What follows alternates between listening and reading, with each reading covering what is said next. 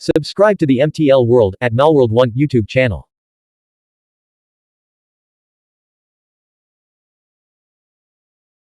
Novel, The Primordial Law.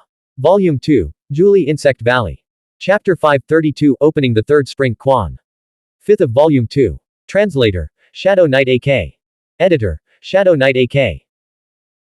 After Zhao Zhijuo left, Li Wei sat alone under a ox horn bone lamp, studying the evil camel bell.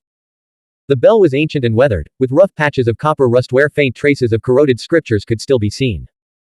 It was an unsettling artifact, capable of influencing the mind, tempting one with sin, and amplifying evil thoughts. It seemed to even collect evil thoughts. At that time, Li Wei had desperately wanted to toss it into the sea of blood, to let it sink forever. But since it could hold physical objects and contained a mysterious, unfathomable space within it, he decided to keep it. Li Wei planned to buy a large supply of food to take back to the bronze warship. How much could he and Xuanhuan possibly carry? If it truly was a treasure capable of containing heaven and earth, it would make things much easier. It should also be a magic artifact, Li Wei mused, recalling old Zhao's words, it can be activated by using spiritual. The extent of its activation depends on one's cultivation level, the strength of their spiritual power, and how much they can channel into it. Fearing an accident, Li Wei plugged his ears. Then, he channeled the spiritual power from the 2 acupoints in his feet into the bell, slowly infusing it. Moments later. Whoosh! The bell's surface shimmered, and it trembled slightly, suddenly expanding several times in size. After a moment's hesitation, Li Wei put on silver silk gloves before reaching into the bell. He plunged his entire arm inside. The interior was vast, and he couldn't touch the walls or edges. He didn't find any of the half-real, half-illusory camels either. There was no way to know what was truly inside. All he found were several jars of golden crow blood, clearly placed there by Xuanhuan on the bronze warship. He channeled his spiritual power again, but the evil camel bell didn't grow any larger. At his current cultivation level, this was the limit. Besides, even if the bell had grown large enough, he wouldn't dare enter it lightly. As for shaking the evil camel bell, Li Wei dared not try it for now, fearing unforeseen dangers. Old Zhao said that opening the 4 springs allows spiritual power to begin to leak outward, giving one rudimentary control over it. With enough power, one can even manipulate objects from a distance. For Li Wei, who had trained in martial arts since childhood, such a realm was utterly captivating, a goal he yearned for with all his heart. Opening the 4 springs grants one a certain status, making them a half-step above the common man. To complete the other half, one must transcend the Xuanhuan, surging spring, realm. Zhao Zhijuo had once remarked with a sigh. Li Wei put away the evil camel bell. Lying in bed with his hands behind his head, he found it impossible to sleep. His thoughts drifted from Kai Yutong, taken by the white bone demon, to his senior brother on the bronze warship, and then to the countless moments of learning martial arts with his master in the mountains. The martial arts path, the martial Dao path, only the martial arts remains, no Dao exists. These were his master's words. But now, a magnificent martial arts path lay before him. Whether it was the overflow of spiritual power, telekinesis, or Shi Zhoujai's ability to exhale clouds and pierce through cliffs, it all seemed so incredibly alluring. The future martial arts path promised to be breathtaking, with countless divine abilities awaiting him to climb and pursue. As for being an overlord, who would willingly remain forever at the bottom, shrouded in darkness, forever gazing up at the soles of feet trampling on their heads. Li Wei rolled out of bed, grabbed a jar of golden crow blood, and took a large gulp.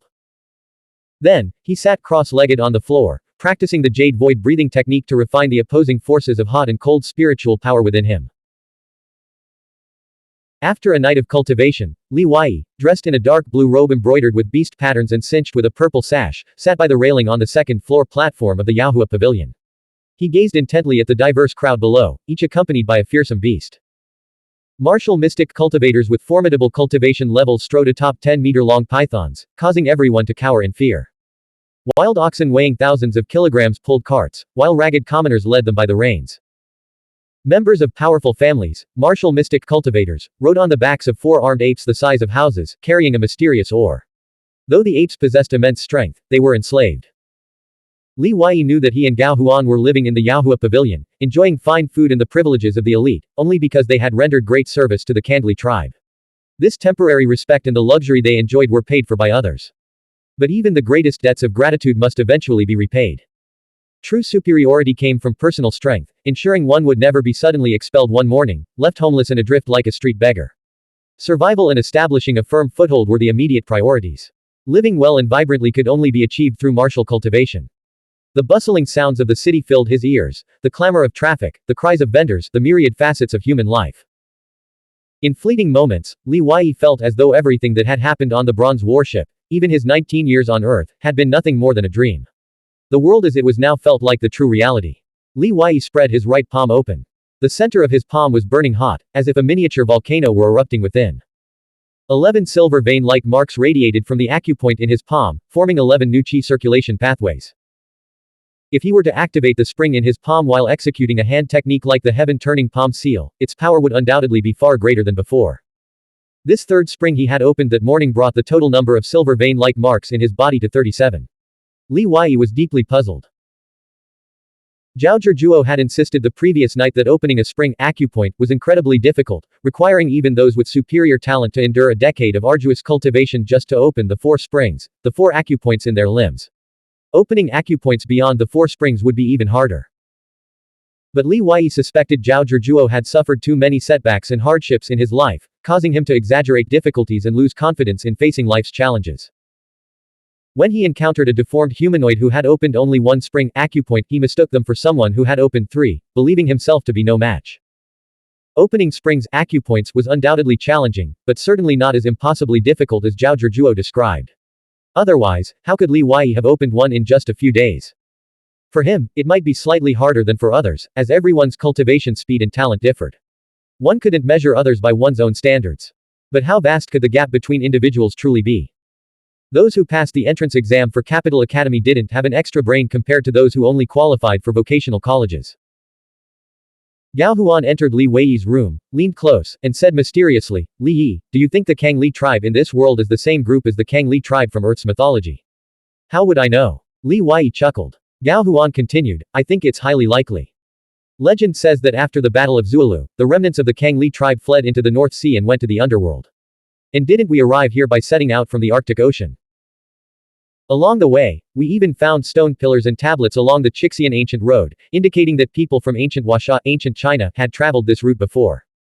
If we could infiltrate the Kang Li tribe's core leadership and trace their ancestral lineage, we might find the answer." Li Wei was accustomed to Xuanhuan's eccentric and erratic thinking, so he wasn't surprised. "What are you trying to say?" Xuanhuan replied, "They are the Li people, and we are also Li people.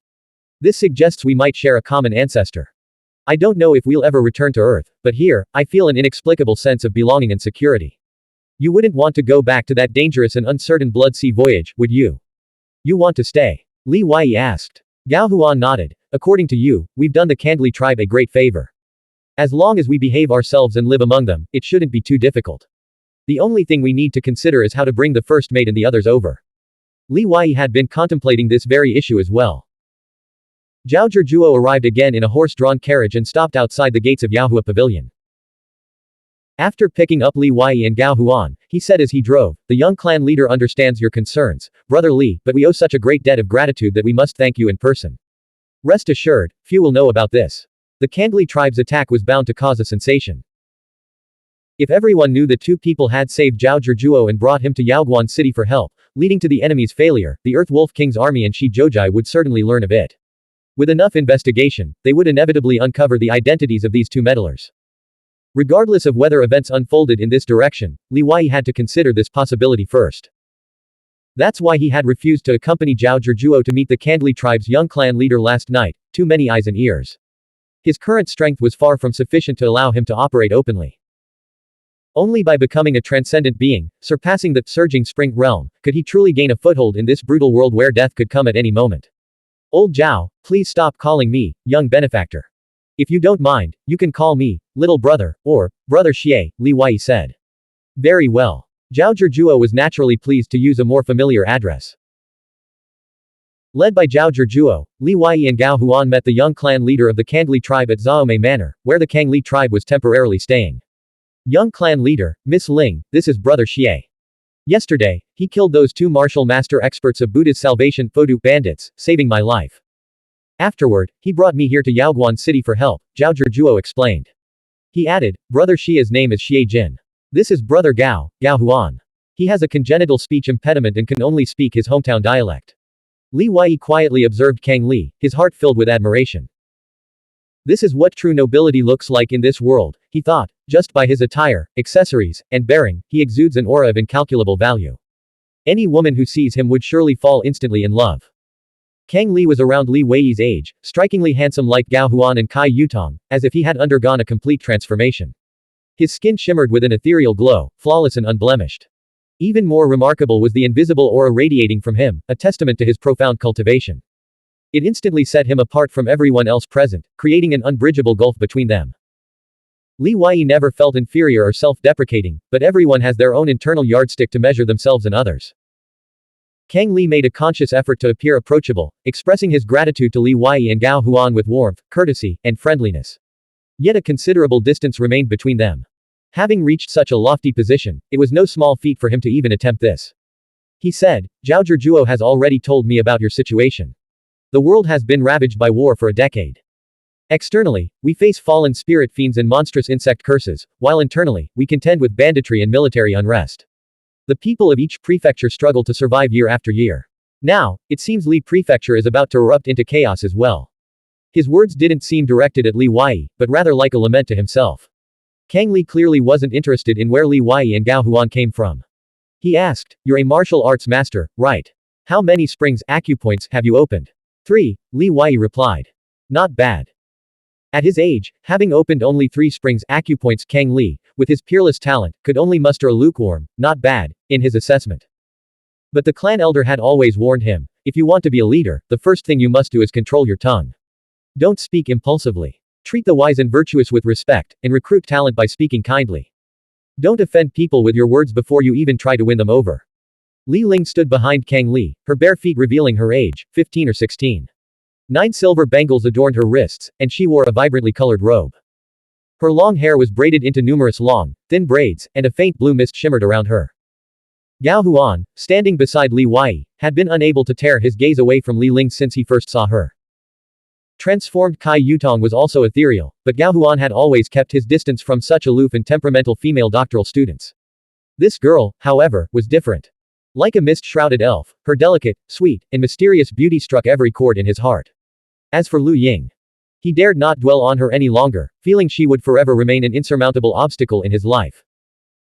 Kang Li had noticed Gao Huan long ago, finding him far more interesting than Li Wei. Pure immortal physique. Blank. End of chapter.